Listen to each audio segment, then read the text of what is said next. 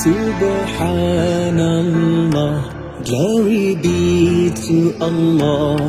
Subhanallah, glory be to Allah. Subhanallah, Subhanallah, Subhanallah, Subhanallah, Subhanallah, glory be to Allah.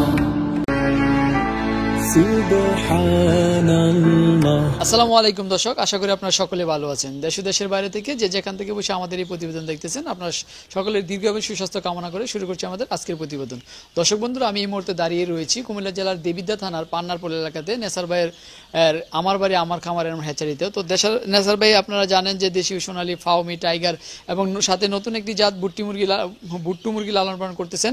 তো আমরা আপনাদেরকে ইতিপূর্বে এর অনেক প্রতিবেদন দেখিয়েছিলাম, কিন্তু আমরা আবার আসলাম যে নেসার ভাইয়ের কাছ থেকে। নেসার ভাইয়ের একটা দেশি মুরগির খামার রয়েছে, এটা দীর্ঘ 1 বছর আগে আমরা এই নেসার ভাই দেশি মুরগির খামারের প্রতিবেদন করেছিলাম। তো আবার আসলাম যে আসলে তার খামারের যে কি অবস্থা সেটা দেখার জন্য। তিনি দেশি মুরগিগুলো কেন লালন পালন করতেছেন, দেশি মুরগিতে কেমন লাভ রয়েছে, আর দেশি মুরগি আপনারা কেন লালন পালন করবেন, আর দেশি মুরগির চাহিদাটা কীরকম, সে বিষয়ে আমি নেসার ভাইয়ের কাছ থেকে জানার চেষ্টা করবো। তাহলে চলেন আমরা নেসার ভাইয়ের সাথেই কথা বলি বিস্তারিত জানি। আর বিস্তারিত জানানোর জন্য পুরোটা সময় জুড়ে আপনাদের সাথে থাকবো আমি রিয়াজ আহমেদ তোফাজ্জল। আশা করি আপনারা আমার সাথেই থাকবেন। আসসালামু আলাইকুম ভাই, কেমন আছেন? ওয়ালাইকুম আসসালাম ওয়া রাহমাতুল্লাহ। তোফাজ্জল ভাই কেমন আছেন?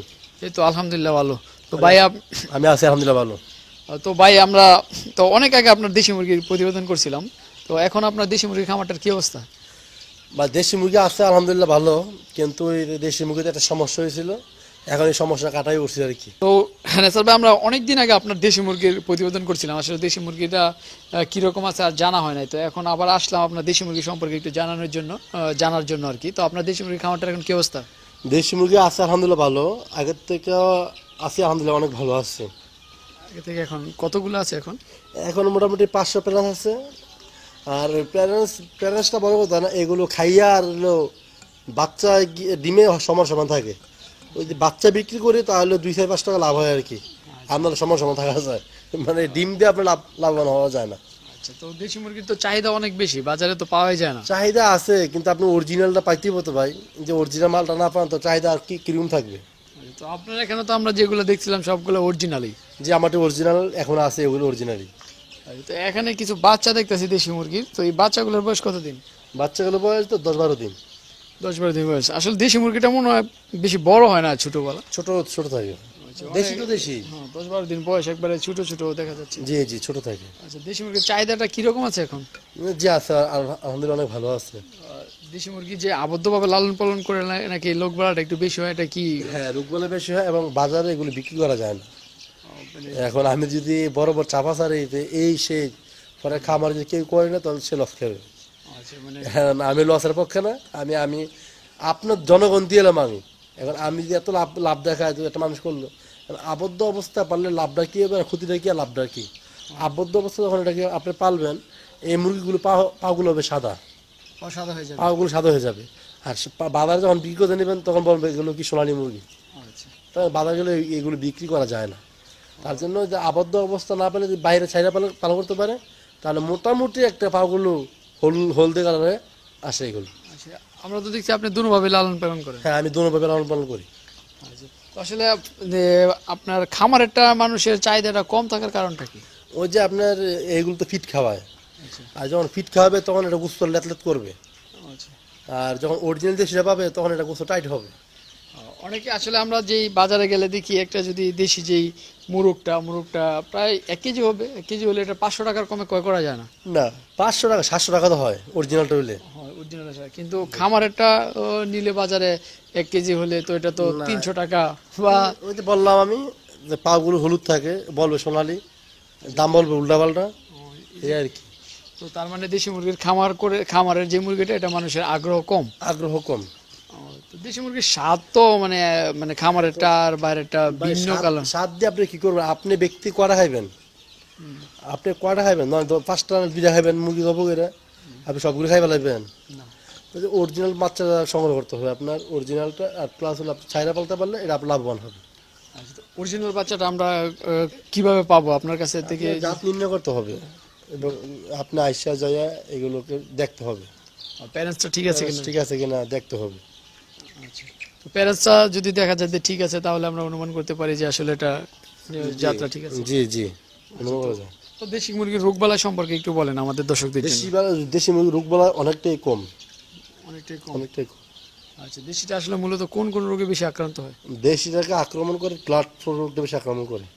ব্লাড ফ্লুটা, জি, রানীক্ষেত, ঠান্ডা, ওইগুলো। এগুলো ওষুধ খাওয়ালে ঠিক আছে, কিন্তু ব্লাড ফ্লু যখন আক্রমণ করে তখন আপনার মুরগিগুলো বাঁচবে না। ব্লাড ফ্লু আক্রমণ করলে আর বাঁচবে না। খুব ডেঞ্জারাস জিনিস এটা। আচ্ছা, তো দেশি মুরগির খাবার দাবারটা কিরকম, খাবার দাবারটা একটু বলেন। আমি তো ভাই ছোটবেলায় আপনার ব্রয়লারটা খাওয়াই, পরে ভুট্টা, গম দিই, চাল দিই, এই আর কি, আবেদন ঘাস টাস এগুলো দিই। আচ্ছা, তো এটা ডিমের পার্সেন্টেজটা কিরকম? এই অনেক কম দেশি মুরগি তো অনেক দিন মনে হয় রাখা যায়, কিন্তু ডিম তো আপনি কম দেয়। ডিম কি মানে ছোট সময় আর বড় সময়ের মধ্যে পার্থক্য আছে নাকি? ঠিক আছে, আপনি দেখা যাচ্ছে এটা 1 মাস পরে 10টা ডিম দিল, আবার 10-15 দিন গ্যাপ দিব। আপনার গ্যাপটা কিন্তু খানা বন্ধ থাকবে না, খানা বন্ধ থাকবে? খানা বন্ধ থাকবে না, গ্যাপটা খানা খাওয়াইতে হবে। এই আর কি সমস্যাটা। আচ্ছা, তো আসলে আপনি এখন দেশি মুরগিটা নিয়ে কতটা সন্তুষ্ট আছেন? আছি আলহামদুলিল্লাহ, আল্লাহ পাক যে এই অবস্থা রাখে আলহামদুলিল্লাহ ভালো, কিন্তু দেশের থেকে 1000 গুণে ভালো না ফার্ম এটা।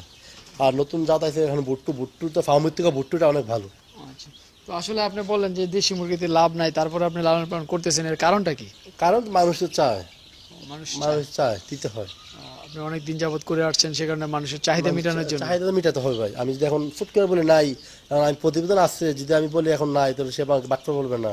আচ্ছা, কেউ এখন বাচ্চা চাইলে দিতে পারবেন কিনা? হ্যাঁ, দেওয়া যাবে। কি পরিমাণ দিতে পারবেন? অল্প, আপনার সর্বোচ্চ 200-300 বাচ্চা যাবে। দেশি মুরগির বাচ্চার রেটটা কিরকম আছে এখন?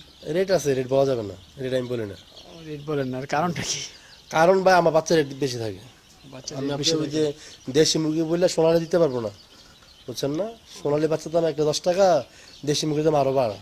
দেখা গেছে কম দাম, আমার থেকে কেউ কম দাম বলে, বল ভাই আমাকে যদি এত টাকা বিক্রি, আপনি এত টাকা বিক্রি করেন কেন, তখন আমাকে জব থাকে না। তার জন্য আমি কোনো মুরগির রেট আমি আমার প্রতিবেদন বলি না। আপনি কি শুধু মানে যেই লালন পালন করতেছেন, আপনি প্রাকৃতিক খাবার দেন নাকি শুধু ফিডই দেন? আমি প্রাকৃতিক খাবার দিই। প্রাকৃতিক খাবার কি কি খাবার দেন?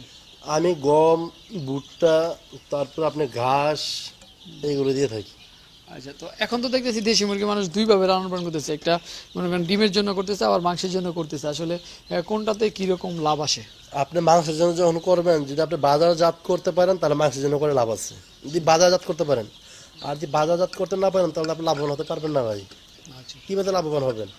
আপনি একটা মুরগিতে খরচ করবেন আপনি 100 টাকা, বলবে 60 টাকা, আপনি লাভ হতে পারবেন? দেশি মুরগির তো কয়েকটা বৈশিষ্ট্য আছে, মানুষ তো ওই বৈশিষ্ট্য দেখে চিনতে পারে যে আসলে দেশি না সোনালী। হ্যাঁ, আপনার বৈশিষ্ট্য আছে। এই দেশিগুলো মুরগির শরীর টাইট থাকবে, পা হলুদ থাকবে, অনেক ইয়ে আছে যে সোনালি আর দেখা যায়, কিন্তু সাধারণ মানুষ বুঝতে পারবে না। আচ্ছা, তো দেশির তো পাটা খাটো থাকে, চিকন থাকে, সোনালী পাটা লম্বা থাকে, মোটা থাকে, সেটা দেখেও মানুষ চিনতে পারে। আসলে আমাদের দেশে কিন্তু দেশি মুরগিটা এখন বাজারে খুব কমই পাওয়া যায়, মানে কারণ সোনালী একদম বাজার ভরে গেছে। জি, এখন সব বাজার তো নষ্ট, বাঙালি তো হাটের আগে চুরিটা শিখি বেলা। এখন আপনার যদি আপনি অরিজিনাল দেশিটা পান তাহলে আপনি খামার করতে পারেন, লাভবান হবে মাংসের জন্য করলে। আর যদি অরিজিনাল দেশি না পান তাহলে খামার করার দরকার নেই আপনার। আপনাদের এই এলাকায় তো আমি মোটামুটি ভালোই মানে দেখতেছি যে খামারটা আমার অনেকগুলোই আছে, তো এর মধ্যে দেশি মুরগির খামার কতগুলো আছে? দেশি মুরগির খামার আমারটাই আছে, শুধু আপনার একটা? আমারটাই আছে। আচ্ছা, তো আপনার কাছ থেকে যদি আমাদের দূরের কোনো কাস্টমার মুরগির বাচ্চা সংগ্রহ করতে চায় তাহলে কিভাবে করবে? খামারে এসে নিয়ে গেলে ভালো, সবথেকে উত্তম হলো আপনি খামারে যখন আসবেন তখন নিয়ে গেলে ভালো। আচ্ছা, আর না হয়, আর না আসতে পারলে আমরা পাঠা দিতে পারবো। আপনি তো 200-300 করে পায়, আর বেশি তো পাঠাতে পারেন না, কারণ দেশি মুরগির এত বেশি ডিম পাওয়া যায় না, তো সেক্ষেত্রে তো খরচটা বেশি পড়ে যায় না? জি জি, খরচ সে বহন করবে, যে নিবে বহন করবো। আচ্ছা, তো আপনার এখানে নিজস্ব কোনো পরিবহন আছে কিনা যে পাঠিয়ে দেওয়া যায়? জি, পাঠানোর ব্যবস্থা আছে। পাঠানোর ব্যবস্থা আছে? জি আছে। তো আসলে দেশি মুরগি তো আপনি লালন পালন করতেছেন মানুষের চাহিদার জন্য, আপনি বললেন তেমন বেশি লাভ নাই, তারপরে যদি কেউ নিতে চায় তাহলে তারা কতটা লাভবান হতে পারবে? মোটামুটি আর কি। আপনার শুধু মানুষের আপনি বললেন যে মানুষকে শুধু সার্ভিস দেওয়ার জন্য আপনি রাখছেন, তেমন বেশি লাভ নাই। তো আমি আশা করি আসলে আপনি এটা দীর্ঘদিন যাবত রাখবেন। আর যদি কেউ ফার্মে মানে দেশি মুরগি দিয়ে খামার শুরু করতে চায় তাহলে আসলে আপনি তাদের জন্য কি পরামর্শ দিবেন? তাদেরকে বলবো তারা যেন দেশি কিছু নেয় আর ফার্মি কিছু নেয়, আচ্ছা, আর পাশাপাশি নতুন যে যাত্রা আসে ওইটা কিছু নেয়। আচ্ছা, তারা যখন লালন পালন করবে তখন তারা বুঝতে পারবে কোনটা তার প্রয়োজন। জি। যেটা ভালো সে তখন এটা রাখবে, আর যেটা ভালো না তার এটা বিক্রি করে দিবে। আচ্ছা ঠিক আছে, তো সবাই ভালো থাকবেন, আবার আসবো। ধন্যবাদ আমাদের সময় দেওয়ার জন্য। আসসালামু আলাইকুম। আলাইকুম। তোমার জন্য আপনাকে অসংখ্য অসংখ্য ধন্যবাদ যে আপনি আমাকে বারবার আমার কাছে আসেন, আমার থেকে মূল্যবান কথাগুলো নেন, সারা পৃথিবীর মানুষকে আপনি জানা দিচ্ছেন, বাংলাদেশ বাইরে জানাচ্ছেন। আমি অন্তরস্থল থেকে সবাইকে জানাই আসসালামু আলাইকুম ওয়া রাহমাতুল্লাহি ওয়া বারাকাতুহু। ওয়ালাইকুম আসসালাম।